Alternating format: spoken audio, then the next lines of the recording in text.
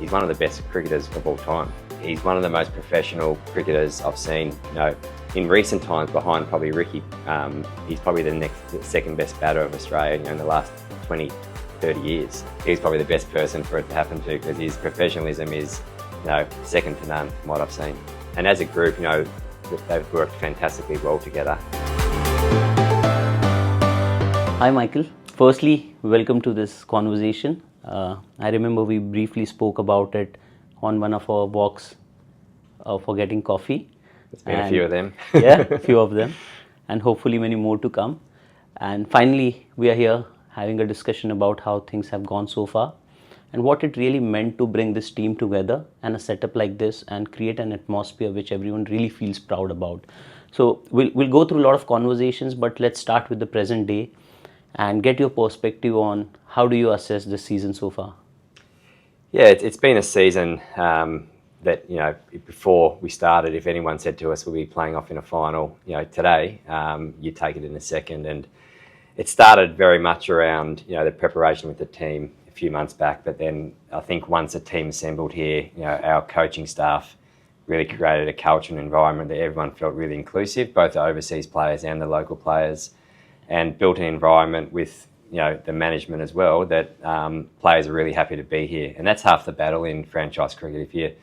If players are happy, if they're enjoying the environment, they're more likely to go out and play well. So I think we've done that really well this year, and it's showed that we're playing off in a final today. A lot goes into creating that environment, and we'll go a bit deep on that later. But firstly, assembling this unit, how do you go about it? Firstly, Ricky spoke about it that Shane, when he went back and had a chat with Ricky, he spoke really highly about MLC and how competitive the league is, and that also excited him to take up this role. But how did we get someone like him? Yeah, my conversation with Ricky started way back in January. We were looking for a new head coach, and I said to Sanjay, our team owner, I said, I'm going to try Ricky. And he said, what? He goes, and I said, yeah, I'm going to give it a go. I said, I can't promise you anything, but I'm going to give him a call and see what happens. And I spoke to Ricky, and he, over a few text messages, and then spoke to him, and there was interest from day one. I think going back to what you mentioned around, he heard some really positive things about MLC last year. And over probably about a month or 6 weeks of a lot of messages back and forward and conversations back and forward, it became clearer that he was really interested in being part of Washington Freedom. And then probably the turning point where I thought we've probably got this over the line was when we were trying to recruit Glenn Maxwell. And I remember Ricky giving him a call, or maybe speaking to him while he was commentating during a match, and said, come to the Freedom, I'll be coaching there next year. And that sort of got back to me. And I thought, well, if he's telling players that he's going to be coaching, then we're pretty close to getting this done. And it wasn't long after that where he literally just sent me a message and said, I'm in. And, from there, we obviously worked out the contract. And, it's been great to have him here. I couldn't speak more highly of the way he operates as a head coach. Yeah. The way he trusts his assistant coaches and people around him has been, really, great for me to see and to learn from myself as well. Wow. And how did we kind of go about then finding the missing pieces? How did Travis come on board? How easy or difficult was it to kind of convince them to be here? This year was quite unique in terms of recruiting overseas players, because the players came directly from the World Cup. So they were already in the US and Caribbean, so they were nearby.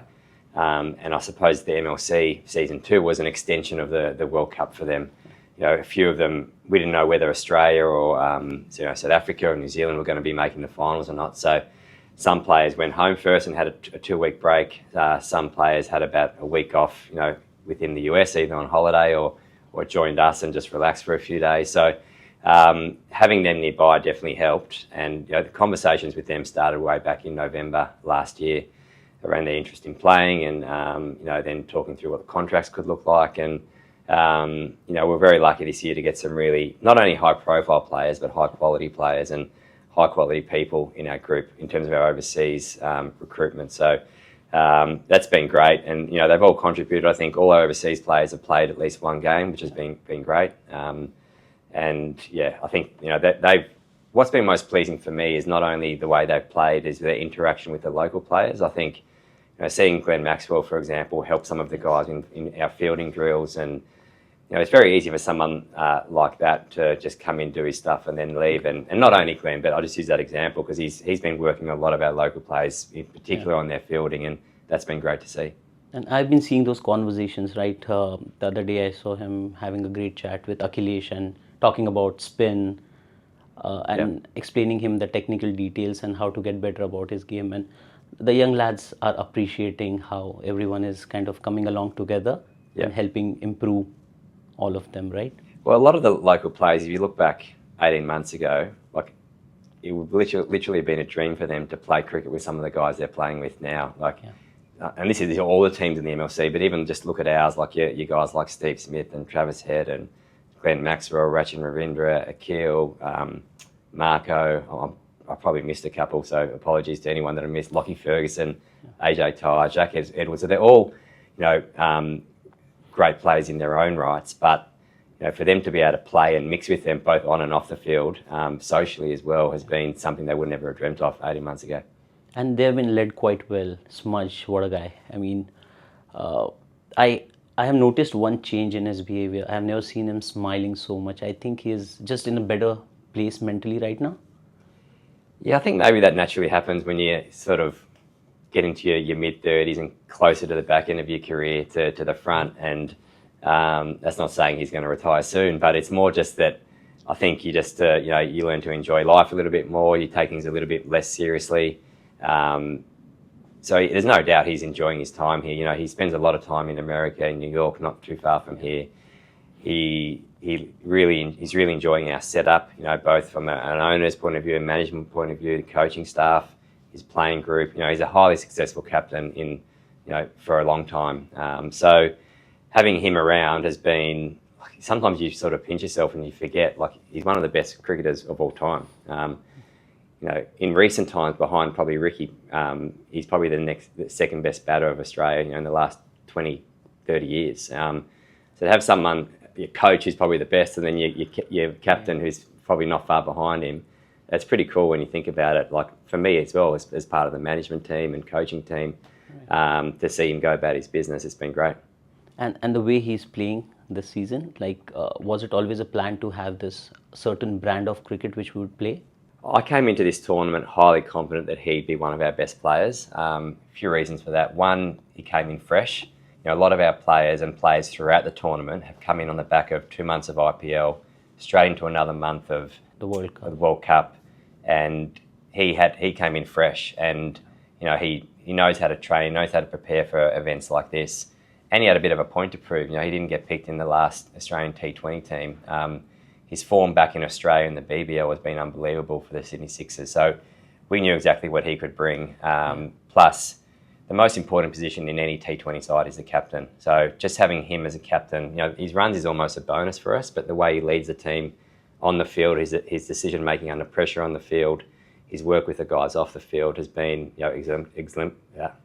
has been very good. To have him as part of our group now, but also, hopefully going forward, has been fantastic. Wow. And there's one thing I would like to pick on from what you said right now, the decision making under pressure, right? A lot has been spoken about his bowling changes, right? So how much of it is happening in our meetings and how much it happens on ground?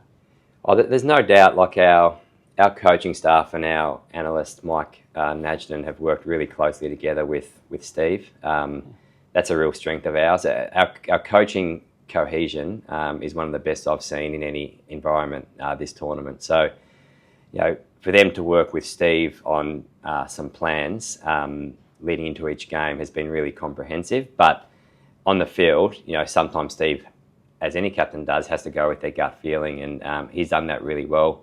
Almost all the time, really. His decision making when the pressure's really on, but also when we're on top and to nail a team. I think what he's done well is bring our best bowlers on maybe a bit earlier than people would have thought, but that's been able to crush some teams quite early, and he's a smart guy. He's captained a lot of teams, he's captained his country, he knows exactly what he's doing, and he's done really well this tournament.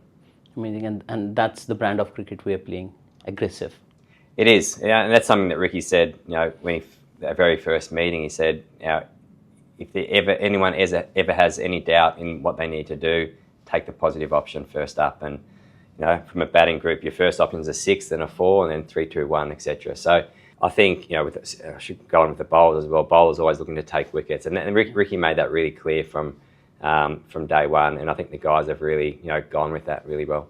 Yeah, and talking about few more individuals, right? Again, first before talking about individuals, I would really want to go back and talk a bit about our bowling unit. Yeah.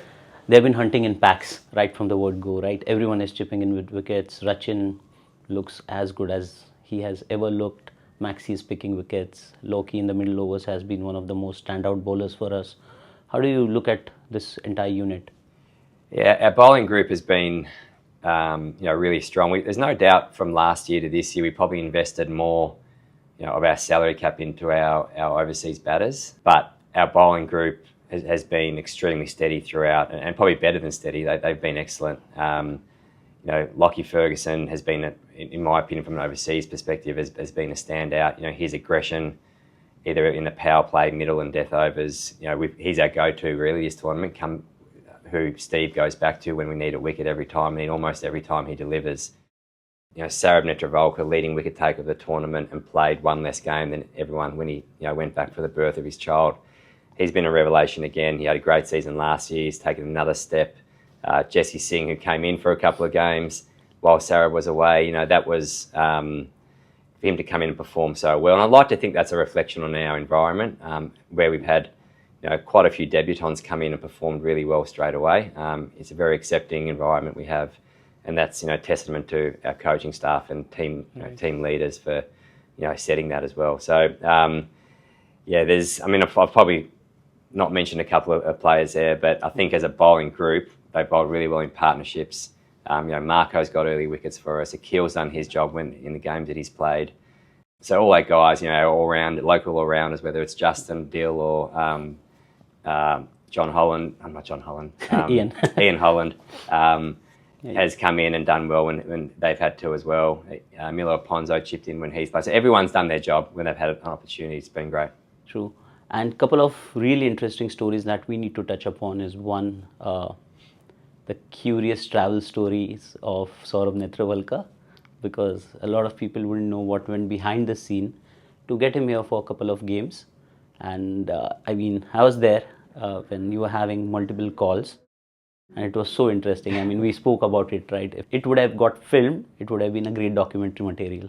Yeah, so Sarab had to go back for the birth of his child. It was going to be around 2 weeks early, and it was an induction, so they knew when the baby was going to give, or when his wife was going to give birth, and we wanted to give him as much time at home as he needed, and we made that very clear from the start in my conversations with him. Is go home, have the baby, make sure your wife and the baby's healthy, and then let's see what we can do to try and get you back to play some games if that's what you wanted to do.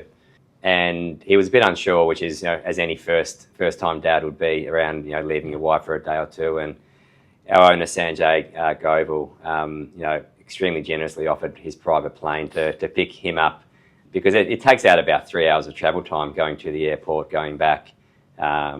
So to have a private plane pick him up, come to the game, fly him back after the game straight away, was extremely generous of our owner, but also really helped him in his recovery as well. We had one game where quite a lot of our players, our fast bowlers and our senior guys who sometimes take longer to recover, also went on Sanjay's private plane to get back to Dallas, because we had a game within 48 hours, and that helped hugely with their recovery, because they're able to get up and walk on the plane. It's a 3 hour less travel time with transit and everything in the airport. So to have that available to us, unfortunately we were probably given the worst travel schedule by Major League Cricket this year, with 3 travels, whereas other teams only had 1 or 2. So for Sanjay and for our management to sort of understand that and put in plans to help, that was, as I said, extremely generous, and we really appreciate it. But no doubt, all those games around that travel we won, and that went a huge way to us finishing on top of the ladder. Also, one thing which really stood out for me was despite of all this travel, like I remember on one of the game days, he came in like early at 7 a.m. in the morning, got some rest, got into the game, Yep. picked 4 wickets. We did a press conference with him. I remember we sprinting off the field because he had to catch the plane. Yeah. And went back. I mean, easy. Well, the one thing with Sarab is he's one of the most professional cricketers I've seen, in the world in terms of his preparation. You'll see him in the morning of every game doing his yoga, doing his meditation. He's naturally a flexible person as well. So I think his body recovers pretty well, but he puts a lot of work into it around his recovery in between games, his preparation for games. So if it was going to happen to anyone in our team, travelling back and forward and making sure they recover and being able to perform well, he's probably the best person for it to happen to, because his professionalism is, second to none from what I've seen. Right. And now moving on to our next story, which is again quite interesting as well as inspiring. We spoke to Jesse. Yeah. He told me about you giving him a call and asking him if he would be available. And that was a time when he had switched off his mind. MLC is not happening for me. I'll do something of my own. And maybe he was out somewhere for a dinner or picking up groceries probably. Yeah. And that's when you called him. And he's like, I didn't think. I just said, yeah, I'll be there. And you told him that you might get a game. Would you be up for it? And he didn't even pack enough.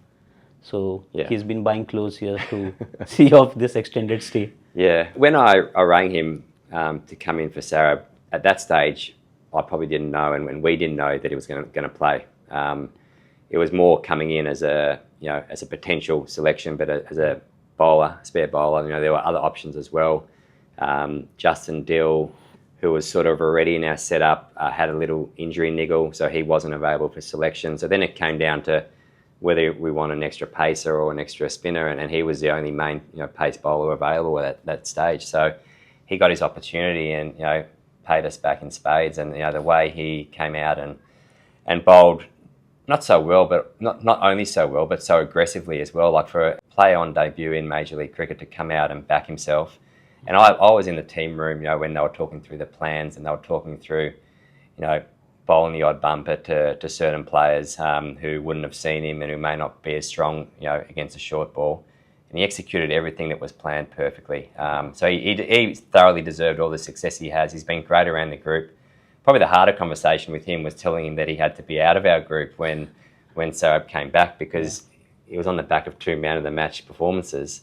But unfortunately, the rules sort of stipulate that you can't have more than 10 local players on your list. So there was no other way of getting keeping him in, unless one of our other players happened to get injured, which obviously you don't want to see that happening. And all our players were fit and healthy. So unfortunately, that's meant he's had to be off our list for the rest of the tournament. But the rules currently, and I'm sure within the 3-year cycle will stay the same, that replacement players can be retained. So we'll certainly be looking to have him on our list again next year. Yeah, and irrespective of that, do you think he has kind of come here and made a statement already? Oh, he has, and not only for Major League Cricket, but for himself, for USA Cricket, an opening bowling lineup of him and Sarab, not only for us, but for USA Cricket, I think is going to be great for them going forward. Both different type of bowlers, but they complement each other pretty well too. So I'm excited to see how both of them go for USA Cricket going forward. Amazing. And now let's kind of move our focus to the support staff. Yep. The wonderful guys we've created. There's a lot of healthy banter, a lot of the wealth of cricket knowledge. Sean has been one of the live wires out here. I mean, he keeps everyone's energy quite up, along with Patrick, obviously. Yeah. So could you please take us through who are the pillars of our support staff and how have they come together to deliver what we are seeing in front of us right now? I think that the most important thing for me when I'm building a support staff is cohesion.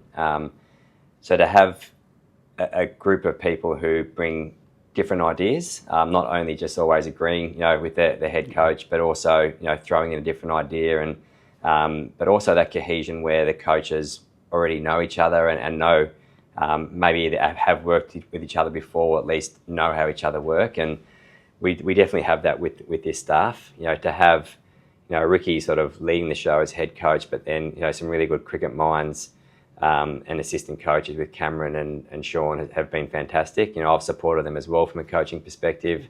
And as a group, you know, they've worked fantastically well together.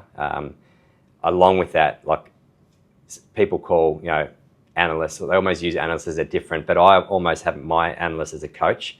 He's very much as part of the coaching staff, Michael Nagston, as anyone else, the way they work together. So, you know, that's been a really great group of coaches that I'd love to be able to keep, you know, together, you know, for a long time. That's certainly the aim. But, you know, to complement that coaching staff, we've got a head of sports science, sports medicine in Patrick Farhart, who's, you know, world renowned in cricket, probably one of the best in the world. You know, he's been involved with international teams, India, Australia, 3 IPL franchises, Hampshire, Cricket New South Wales now. So he brings a wealth of experience to his team. And then we have an extremely hardworking physio, Danny Redrup, who's from Cricket New South Wales, Asia Joseph, who has come in as a strength and conditioning coach from the USA men's and women's team, and she's been great. Like, you know, to come in for any S&C to a franchise team just before the tournament is difficult because everyone's got their own programs coming from different spaces, and the way she's just been able to, I think, treat everyone individually in their own way to where they're at has been fantastic. And you know, that group of staff, from a high performance perspective, you know, working with myself has been, you know, one of the highlights of this tournament for us. And what are the challenges you think we have faced so far this season? Like, one challenge which I see from my perspective is, in such a short span of time, it's really difficult to kind of get people together, which we have done quite well. But apart from that, what do you think has been the biggest challenge? I think probably our biggest challenge has been the schedule. Like, as I mentioned before, we probably have the hardest schedule out of everyone with the extra travel. And it's not only the 3-hour plane flight, but it's the 2 hours you got to get to before, the travel from the airport to the hotel both ways. It turns, you know, a 3-hour flight turns into a 7-hour day. You know, where some teams had 1 of them or 2 of them, we've had 3 of those days, 3 of those travel days. So over like a period of a week where we had a lot of cricket. So to be able to come through that period and win every one of those games, one, is a testament to the players of just getting on with it. Our physio and strength and conditioning staff to be able to keep our players nice and fresh. As I mentioned before, the generosity of our owner Sanjay Goebel to, you know, produce the private jets for the players. So things like that make a big difference, and I felt that was going to be a challenge for us before the season started, but I think we've overcome that really well. Yeah, and I mean, there have been some other challenges also, like we couldn't get our head coach here in time, right? But you're still connected on the WhatsApp groups and was having individual chats as well. Yeah. So that was quite, funny as well. Yeah, so initially Ricky was meant to get in about 5 or 6 days before the tournament after his commentating stint in the World Cup, and then he got stuck in the Caribbean with the hurricane there. So he came a couple of days later, but to be honest, I wasn't that worried about that. Like, our assistant coaches are experienced coaches in Cameron White and Sean Bradstreet, and I was there supporting as well. So we've all got a lot of experience, you know, working with cricket teams at different levels, all have coaching experience. So in terms of running that training camp, we were really comfortable with that. And Ricky was in touch with us daily about, you know, anything he wanted us to do extra. Anything particularly he wanted to see out of the playing group. And so although it was inconvenient, it really wasn't a huge issue for us. We knew Ricky would fit in straight away. I think he was more frustrated than anyone else because he wanted to get to know the players better. But it didn't take long once he got here to do that. Yeah, and he's been spending a lot of time with the boys, whether it's at the golf. He makes sure that he's playing more with the local boys than the international ones who he knows really well. I was personally looking forward to kind of meeting Ricky after such a long time. And the moment he arrived, I was waiting for that first huddle where he would speak and all of us would get those goosebumps. Yeah. How's your experience been working with him? Yeah, I mean, Ricky's cricket mind's, you know, as good as anyone in the world, and the way he portrays, you know, whether it's strategy, whether it's just pumping players up, making them feel confident, speaking to a group, it's one of the, you know, I'd say it's probably as best as I've seen in cricket, and I've been around for a while now. You know, the way he keeps the vibe positive, the way he works individually with players even who aren't in the starting 11. As a head coach, he also likes to throw balls and get involved and interact with the players, the batters in particular. As you said, off the field, he spent a lot of time with the local guys, getting to know them. So he's been, as good as I knew he was going to be good, but probably even better than what I thought. But yeah, when he speaks to the group, everyone listens, and that's really important for a head coach. Yeah, and I was listening to a conversation the other day, which we had with one of the medias, and Ricky spoke about something which really stood out to me. He's like, I also understand I don't have to overcoach someone who already knows what he's doing, right? If something is going really well with Travis, I don't want to tell him what to do. Yeah, I think they've made an effort literally not to speak to Travis about anything and so far it's worked. That's also goes down to knowing your individuals you're working with and coaching. And Travis is someone who you don't want to overcomplicate things as a batter because he comes out and plays instinctively, and you want to keep that because that's what's made him successful, in particular the last 6 months in the 50 over World Cup and in IPL and then in MLC. So that's another great trait of Ricky, is that he knows how to treat different people in a different way, and he's done that with Travis, whereas someone else he'll probably talk more because they think that's going to improve their game. So he knows his players well, and going forward he'll know them even more, working with them for a second year next year, which will be great. Amazing. And this kind of, let's start moving towards the last thing which I want to talk about, and it's another thing a lot of players have appreciated, right? We didn't just get together in this camp and prepare for the MLC. The preparation started long time back when a bunch of boys flew down and trained at the New South Wales Training Centre. Yep. You want to talk a bit about that? Yeah, I'll probably go back even a bit further to last March, last year when Patrick Farhad and myself came over for the first training combine in March, and Sanjay said to us and invested us to come over for a lot longer than other teams. So we spent, I think, 5 weeks here, whereas other teams really spent sort of 3 weeks. So we spent time with all the fast bowlers around America at a training combine, then into the training and matches. So we had 4 weeks here before the first draft. So I feel that investment really helped me in particular, in working around the list, in being successful in that local draft and getting high quality local players.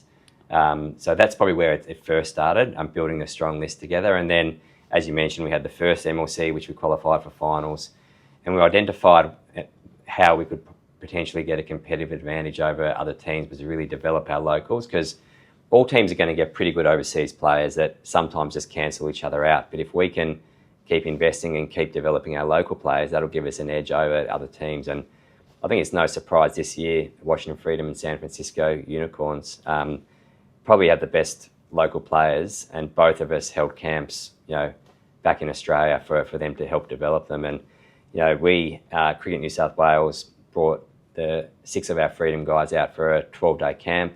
The guys stayed in a nice area in Bondi, so they had a good experience in terms of Australian and Sydney experience, but more importantly, we put them through a pretty high intensity camp because we wanted to show them the professionalism required to make it at the top level. And they train with both BBL sides who have fantastic players, great experienced coaches, Greg Shippard with the Sydney Sixers, Trevor Bayliss with the Sydney Thunder, Sean Bradstreet, who's an assistant here, is with the Thunder, and Cameron White, assistant with the Sixers. So they got to know those guys well from last year, then met them again over that period, and then they met them again now. So that's that cohesion that I was talking about earlier that really has happened naturally with the players having a lot to do with them over the past 12 to 18 months. So that camp, I think, was great for a couple of guys. Like Andres used that as a sort of lead into ILT 20, where he started the tournament really well. I think got 80 off 40 balls in his first game. Sarah went over to the ILT 20 from there. I think others just, their eyes were wide open to the facilities, but also to the type of training they were exposed to. That's amazing, and a lot of them are looking forward to kind of having another stint. Yeah, that would be exciting. Yeah, we definitely like to do it again this year, and potentially invite other players who weren't able to come last time around. So yeah, we'll get through this season first and sort of review that, and hopefully, we can get another camp out in Sydney. And as I said, what we want to do is make sure our players keep going, up and up each year and keep developing them, because otherwise, with sort of the facilities available here and the weather during certain parts of the year, it makes it difficult for them to train at high intensity and with good facilities. So we can definitely provide that back in Sydney. Amazing. And hopefully catching up again with you over a coffee. Yep. But thank you for today. It's been great talking to you, quite insightful. And I hope a lot of people get to know what goes behind the scenes a little better. Yeah. Thanks for having me. Thanks. Cheers.